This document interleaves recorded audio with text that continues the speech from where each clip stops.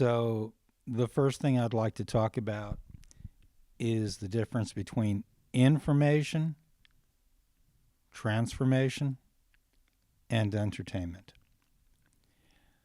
There's a lot of information out there on a million different subjects, and when you get to esoteric and metaphysical ways of looking at life, there's also tons of information out there, a zillion different systems on how to look at things, and a lot of people saying, well, these are the way the worlds are arranged, or various systems. The question is, how much of that can you actually use for transformation? To actually not just be someone who learned a few things, but actually transform who you fundamentally are. And what I found is at certain times, certain books, I've read a lot of books, or ideas somehow just go, oh yeah. You just go, oh yeah. And it resonates and it makes the change. So I'm not saying any particular work or piece of information is right or wrong. What I am saying is, rather than just reading for information, if the goal is to use old-fashioned words like raise our vibration, raise our consciousness, have higher consciousness, personal growth, spiritual growth. And that's a question of transforming who you fundamentally are. And there's nothing wrong with listening to a lot of stuff for entertainment. We can listen to accounts of past lives, or accounts of ancient bygone civilizations that may or may not have existed, or Atlantis, or whatever.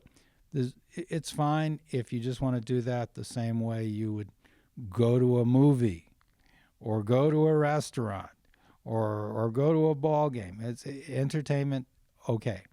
But if what you're really looking for is transformation, then at a certain point, it's not about an endless stream of information. It's about using what you have, feeling what resonates. Sometimes people just hear something, and it's like ding, and if you feel it. And so I just wanted to at first talk about the difference between information, transformation, and entertainment. So let's talk about the world as a one-room schoolhouse viewed through the lens of reincarnation. And the idea of reincarnation is that we come back through many lifetimes to grow and evolve spiritually. And so when you meet someone, you might see your friend's newborn baby, and that baby could be many lifetimes old, or you could meet a 100-year-old person, and they might be in their first or second life. It's saying that if we look at it, that just as there are people of all ages that we will encounter, that there are souls of all ages. Now, this also explains a lot of things, like how come some children are born with amazing talents. You can see a 4-year-old doing amazing things with a violin or a piano or whatever. And what I would say is for people to just look at the world through that lens, and just think about, well, does this kind of make sense? Does this explain a lot of things? At least half the world believes in reincarnation, and there's a lot of evidence that it existed in Christianity in the old days and then was written out for various reasons. And speaking of Christianity, a lot of the Western religions have a moralistic idea that there are good people and bad people. Viewed through a more Buddhist lens and looked at more through the idea of reincarnation, there are certainly bad actions. Nobody's defending bad actions. But the question is, are they coming from someone who's fundamentally a bad person?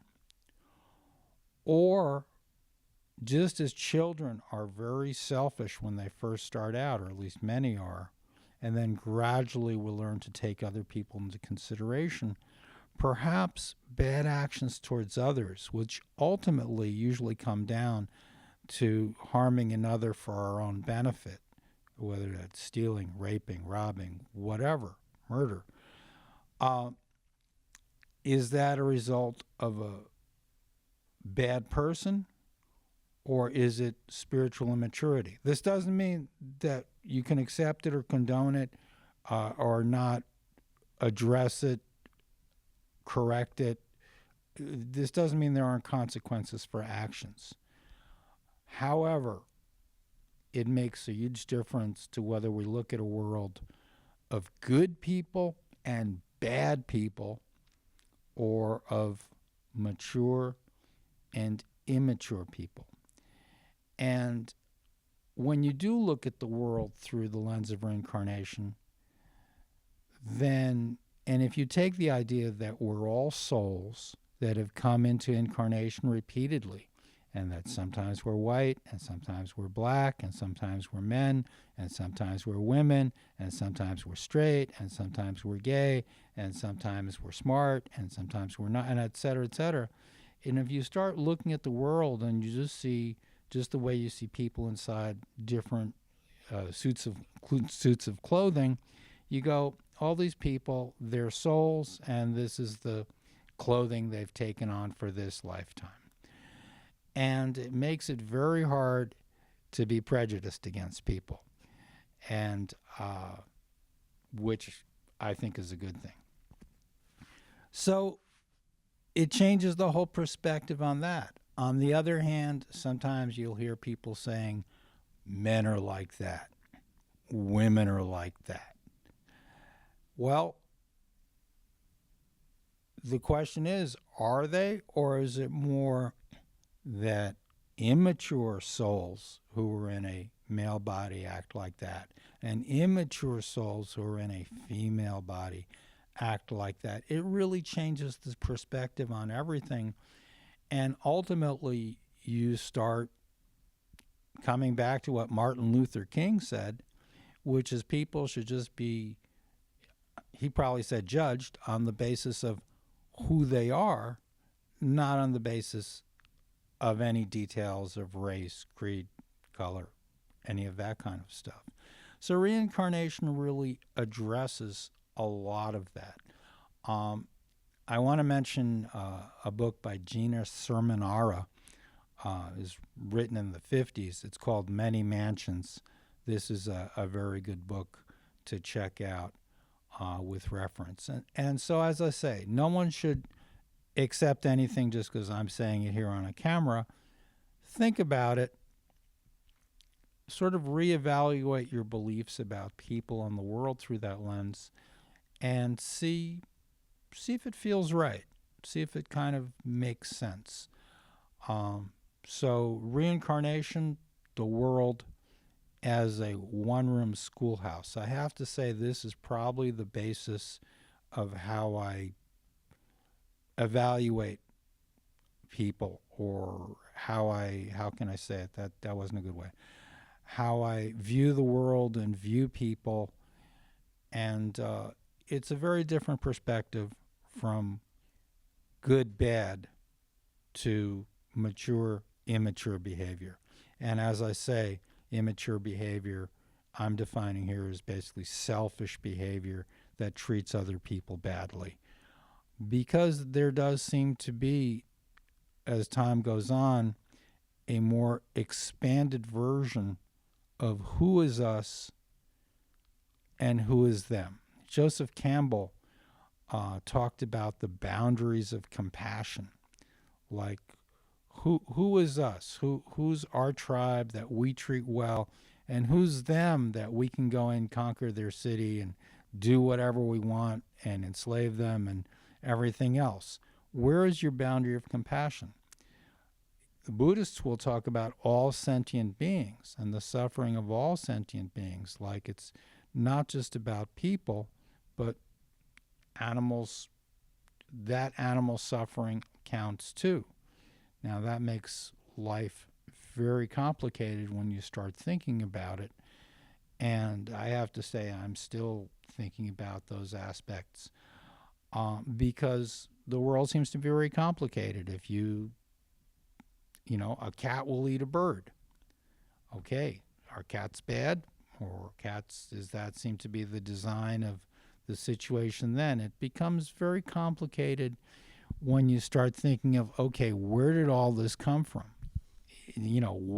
What is the big pattern?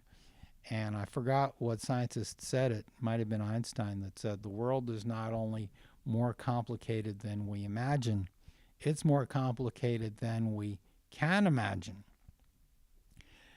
And so at a certain point, what I will default to is just in my own personal thoughts and energy, how can I be the best person I can be, treat other people well, treat myself well, and I'm not even begin to address the question of what did we come here to do, although I will say that I believe that one of our tasks in life is to be the best person we can be and to grow and evolve spiritually. And this doesn't have to be all woo-woo. On the most basic level, people learning new skills. So, for example, I follow the NBA, and one thing about players is over the summer, sometimes they work on a skill they didn't have before. That's evolution. That's personal growth. And so as we go through life, we learn new things. We grow. This doesn't all have to be about woo-woo stuff. There's a material world. There's a practical aspect to all of this. But again, coming back to the original idea of looking at the world as a one-room schoolhouse, and all the people you see, if you start looking at it as these are souls, whatever their details of white, black, straight, gay, etc., man, woman, those are just, okay, you saw somebody with a plaid shirt on, you saw somebody with a striped shirt on, you saw somebody with pants, and you saw somebody, those details. It's a different world when you look at all souls at different levels of spiritual maturity. One of the things to think about is what is our basic thought about the universe, higher power, great spirit, whatever we want to call it. Do we believe it fundamentally loves us and wants us to be happy?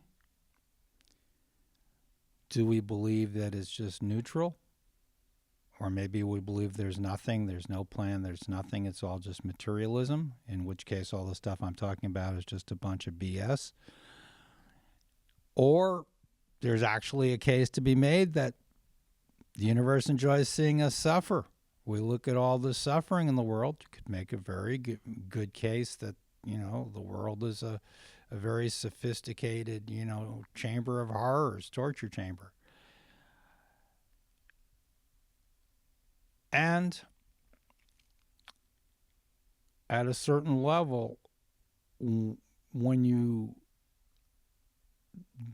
do practices, what we might call spiritual practices, and that could be meditation, it could be prayer, it could be a whole bunch of things, then your spiritual senses open a bit. And so rather than just intellectually thinking about, because the evidence that one thinks about intellectually, well, you look at the paper every day. Of course, the paper will not talk about all the lost children who were returned by perfect strangers, because there is a lot of altruistic, wonderful behavior in the world and a lot of great things that happen, but none of that sells papers. And I'll refer people to a teacher named Lynn McTaggart, who has a book called The Bond, who talks about this extensively. And so, really, where I come from, my feeling, because how could you prove this? Anybody could look at any set of evidence, and one person could say, well, look at all that, it proves the world is horrible. Look at all that, it proves the world is wonderful. Look at that, proves there's nothing. It's a question of almost like hearing something. When your spiritual senses open a bit, what it feels like to me is that this, really contradictory as it sounds, is really a loving universe, and that whatever higher power there is has set things up for ultimately our greatest good. Now then, the usual objection would be, look at all the horrible things that have happened. Bringing reincarnation back into it for a second, if you take the attitude that the tests we have in life and the things that happen are ultimately for our highest spiritual growth, just in the same way when we were in school and we had very difficult tests or very difficult curricula. And with the idea, one of the ideas of reincarnation is that we choose our incarnation and that we sign up for a lot of the stuff. Now, I don't want to have to defend that idea all the way down the line. People could say, well, look at what happened to this child there. And it's sometimes we may choose that to give an example, or some souls may choose that to give an example to others, so they sacrifice themselves. And then in spiritual terms, what I've read and believe is that they then get sort of future spiritual benefits for it, like karmic brownie points. But I'm not condoning or justifying any of the terrible things that happened. I am saying that they do kind of make sense in that way, when thought about that way. Now, is the world an obstacle to us? We have challenges in life. Everybody has many challenges. Some people have health challenges, relationship challenges, money challenges, career challenges, just discriminate, and all sorts of things. There are many different challenges. The question is, are we victims? Or on some level, did we sign up for this curriculum coming into this life to both learn and grow ourselves, but also to demonstrate things for the benefit of other people? I tend to come down on that side of the issue of believing that we, whatever the things are, we chose them ourselves, and sometimes we chose things to correct for mistakes we made before. There's an old song, "Walk a Mile in My Shoes." We may have chosen to walk a mile in the shoes of people who were suffering this, that, or the other thing, because maybe we perpetrated it in the past. And as I say, maybe we chose that to demonstrate to others that this is a wrong thing. But it's a very different perspective from the victim perspective, that we're here in life. And so the ultimate question here is, are we victims, or did we exercise choice in what we're facing? Not that that justifies bad behavior of others towards anyone else. But the question is, are we ultimately victims, or souls that chose perhaps a very difficult curriculum to learn and grow, or perhaps to make recompense for what we've done in the past, to learn what it really feels like to experience that, because that is ultimately a big part of learning and growing, is finding out what it feels like. And so, again, I'm not justifying any bad behavior, but it's a fundamental difference in how we view life and how we feel. Do we feel empowered? Which doesn't mean there aren't challenges, and sometimes we can feel totally stuck and like, what do I do, and this and that. But if you do have the attitude that life is a schoolroom, that you sign up for the curriculum, that ultimately that's for your highest benefit, and that the purpose of the challenges is to learn and grow, it's a very different attitude towards life than why are these horrible people doing these horrible things, and why did this happen to me, and he's like this and she's like that and they're like this. It's a very different thing. This doesn't justify bad behavior. It doesn't mean we don't do what we can to counteract that, to not accept bad behavior, to stop bad behavior in others towards us. It's not saying any of that, but it's the perspective you're looking through. And I think that makes a huge difference to the individual psychology of each person. Do we feel empowered or do we feel disempowered? Are we helpless victims at the mercy of a cruel and uncaring world, or perhaps a world that enjoys seeing us suffer? Or are we in a school, maybe it's a tough class, but we did sign up for it? And again, just as intellectual ideas, if someone is just listening, is just, you can't, that's different from when your spiritual senses open a bit and you can, if I can use the word, feel things to be true. And so, and as I say, opening the spiritual senses, in one thing in the Eastern traditions is they have different ways to do this. There are many different practices. And in Christianity, it turns out there's a whole esoteric school of Christianity. A lot of the monastics did a lot of practices, but you don't have to be a monastic. Serving others, serving soup at a soup kitchen is a practice. Praying is a practice. Trying to keep a good attitude in the face of difficult circumstances, that's a practice. It's not all just doing fancy postures and yoga or something like that.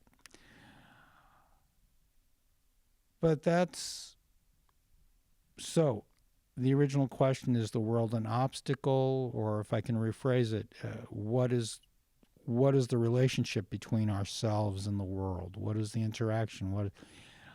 I would say that no, the world is not an obstacle. If anything, the world is our schoolroom, our method. Just the way that a person's development, it's not all just a straight line. A lot of times, the old phrase can be 2 steps forward, 1 step back. And just the way that I'm saying through reincarnation that people reach, they die. We die and then we come back, and we die and we come back. Perhaps that's the case for civilizations. That, okay, it's like, think in terms of days. One analogy about reincarnation is it's almost like going to sleep and waking up the next day, and going to sleep and waking up the next day. And each day when you wake up, you're the total of what you've done before. But some days, it's raining. And so I do believe that a lot of, people make mistakes, and civilizations make mistakes, and sometimes it does look like the bad guys won. The question is, over the course of however long, is that ultimately the case? Now, you mentioned nuclear war. I don't know if that's going to happen or not. Of course, I sincerely hope it doesn't. But even if it did, my personal belief is that our souls would just reincarnate on other planets. I'm a total believer that it's a very big universe. There's a lot of life in a lot of places. And just in the same way as, if one area you're living in isn't, let's say the climate has changed, or it's fished out, or whatever happens, or for instance, then you can move somewhere else. And so And of course, there's a limit on a certain planet. There's a limit of the places you can go. But all I'm saying is in an infinite universe, because it probably is. And one thing I should say is nobody should believe a word just because I say it. Take the ideas, see if it makes any sense, and if you think it's all ridiculous, that's absolutely fine. But having said that, I agree with what Eugene said about Atlantis and civilizations, and who knows how many civilizations there have been that have risen and fallen, and massive geological changes over many years would have eroded, and any civilization, for example, based on energy fields, we wouldn't see a lot of material things left over. And anyway, civilizations based on material stuff, most of that would have been gone after the ice ages and a lot of others, and glaciers eroding it all away. So there does seem to be a lot of, not does, seems to be, there is a lot of very difficult stuff that we have to deal with, and there is a lot of very bad behavior. I'm not being Pollyanna here and saying it isn't there. I'm saying ultimately, what's our viewpoint on that? And civilizations, talking about civilizations, as I say, I'm making the analogy between going to sleep one day and waking up the next, and going to sleep and then dying and coming back in another body. And civilizations, and forget civilizations, nations. We can just look at just in recent times. We can look at the Greeks, the Romans, Chinese empires. We can look at a lot of different things rise and fall, and just the same way that we in our human bodies, you're born, you're a child, you're a teenager, you're an adult, you're middle-aged, you get older, you die. There's a progression. There's a progression. Well, maybe civilizations and nations, and it's all the same way. There's a progression, and at a certain point, just like statistically speaking, we're all probably going to die. Anybody listening to this, I'm probably, statistically speaking, of course. So maybe it's that way with civilizations. And we can look around the world, and sometimes the bad guys, it does seem like they won. And I'm not, believe me, I don't like it any more than anybody else. Again, what I'm saying is it's a question of how do you frame things? What frame? We can see the picture, but what's the frame we put the picture in? Is the frame life sucks and then you die? Or is the frame ultimately it does seem to be about spiritual growth and evolution? And we can just look at our current society, and a lot of the things that were acceptable 100 years ago or 200 years ago or 500 years are not acceptable now. And so a lot of that's very good that it's not. And so I guess the main point of everything I'm saying, my main answer to the question is it's about how you frame it. How you frame it. And part of that framing, that what I'm saying is framing it in a very, very long-term and very wide-ranging sense, which could even include incarnations on other planets. How you view things makes all the difference in the world to your own personal health and happiness. We can look at the world and we can see all that's wrong, or we can look at the world and see all that's right. It's been very cold and rainy in Eugene over a lot of the winter. Just having, I said Eugene, I'm in Fort Wayne. Yeah, I slipped. Right. Just having beautiful weather. I mean, we take so much for granted, but just being able to go out in the sun is such a blessing. And so so much of it comes to how do we view the world? What counts with us as like this means the world is good, and what counts with us is this means the world is bad. Yeah, certainly there's a lot of really ugly, terrible stuff going on.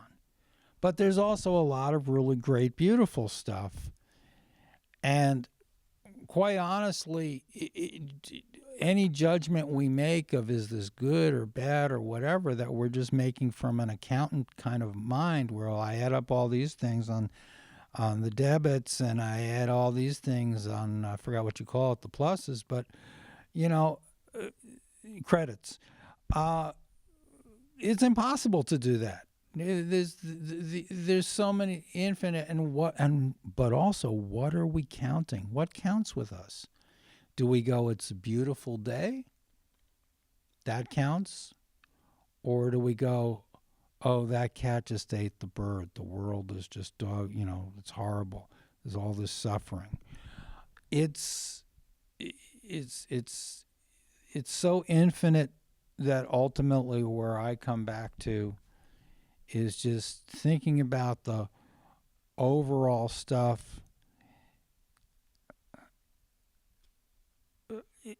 Is that entertainment? Is that information? At a certain point, what I'm interested in is, how can I be the best person I can be right now? How can I be the happiest and healthiest? How can I help other people to be happy and healthy? And that right there is a judgment and a choice. And so, again, the idea of framing things, our attitude, and the question is our attitude a choice that we are consciously making I'm going to look at the world this way? Or is it just most people just, without even thinking about it, they just view the world a certain way? And so being fully conscious is really the thing, to just be as conscious as possible, because this is leading into the topic of a lot of people are pretty much on automatic. They don't, and that's part of spiritual immaturity. A lot of people just kind of react without necessarily thinking about it, choosing their actions or reactions. And then the thoughts in our head, which very often are what really determine how we view the world, are those, do we have any control over those? Are we choosing those at all? I've read a lot of teachers like Louise Hay or Marilyn Janae who do talk about, or Joseph Murphy or Emmett Fox, who more in the personal growth line of things, who do talk about choosing our thoughts, and how important what goes on in our thoughts is the greatest determinant of our life in many ways. Ultimately, there's an old cliche about, is the glass half full or half empty? That, in a nutshell, really describes. And now I will add to that, do we choose how? Are we choosing whether we view it as half full or half empty, or are we just not even thinking about it and just reacting the way we react automatically? So having greater conscious choice over our attitudes, our beliefs, our thoughts, our frameworks. And it's not like you can force yourself to think, to believe a certain thing. I'm not saying to do that.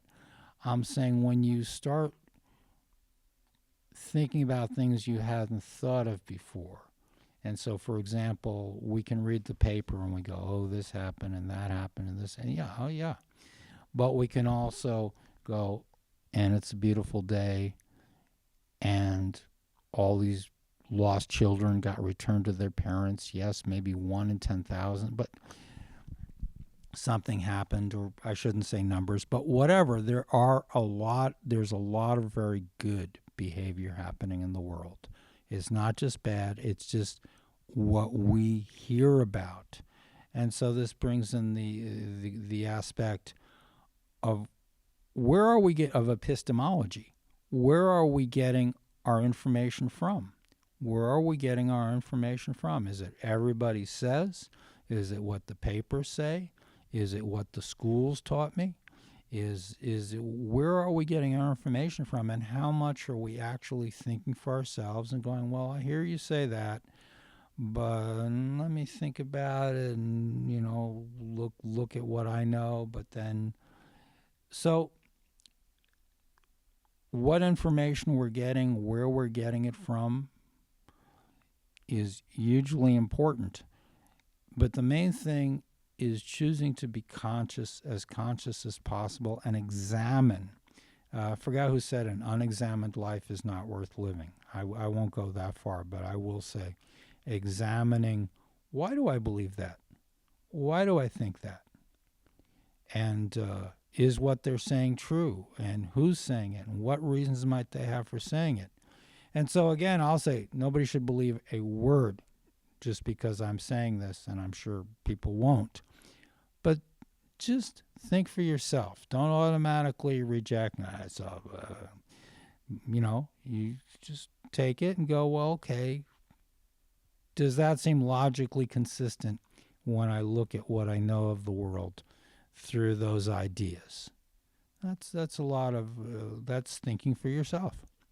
Well, the analogy I would use for the definition of God you gave, and it's an old analogy, it's nothing original with me, is that we're like little drops of water and God is like the ocean. And if I can tie this into becoming conscious, at a certain point, becoming conscious of ourselves not just as a drop of water, but as part of a wave, and then as part of a greater set of waves, and then as part of our consciousness expands. As far as God having a plan, I do ultimately find myself believing there are sort of things that I'll just put it in a very personal framework that we are supposed to be doing for whatever reason, almost as if God is the employer and he's like, I sent you out to do this job, but I can't say I understand all that very well, but I do feel it to be true, and I kind of live my life in that way, or try to. When I say that way, I mean be getting in accord with whatever I feel that the universe has assigned to me or wants me to be doing, or what's for the highest good of all concerned. That's an old phrase. There's another phrase, divine right order. That's the phrase I'd probably use. And so it is important to harmonize and to get us. The first thing is just getting a sense of, well, what am I? What do I feel? And people really do have a lot of times a sense of calling in them that they don't feel they can honor. They go, I have to make a living. I have this. I have to do. I have that. And all that's true. It's not saying, but I believe that. So I'm tying this in with the idea of sense of calling, of what our purpose is in life. That we all have that, but we have so many voices telling us that all that be nice, but you have to do this and you have to do that and you have those responsibilities and you have to do this, and that it's hard to really follow that God's plan, sense of purpose, divine guidance, a lot of names that I think ultimately, for me at least, mean the same thing. And when you do that, though, I've just seen that even doing things that to the world make no sense, but somehow it seems to work out. Whereas when you go against it, it doesn't. And maybe it looks like it worked out, but if you don't feel right inside, If it doesn't feel good inside, somehow it feels like, all right, well, yeah, I did this and that, but that wasn't really, it didn't, I never followed my true calling in life. Um, and so,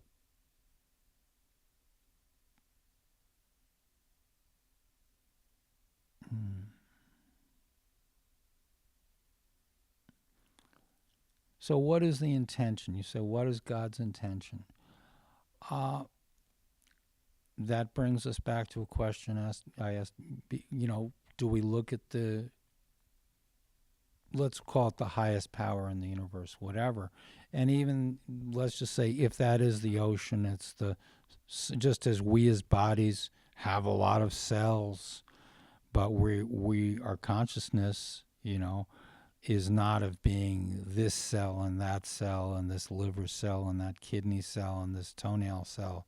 It's a consciousness of being a Eugene or Jay or John or Alan or whoever. We ask, well, if God has an intention, we have to ask, what do we believe about God? What do we believe is the nature of God? Going back to that question of, do we believe God ultimately loves us and wants us to be happy and healthy? Or does God not care? Or I'm sure as I said, there's a case can be made that, well, God likes seeing people suffer. A lot of it comes down to, again, the idea of well, what do we think about God or the nature of the universe, which are ultimately the same, different words for the same thing, I think. And we can find endless evidence for really any point of view. And so then it comes down to, what do we feel to be true? And this, I mentioned epistemology before, and I mentioned spiritual senses.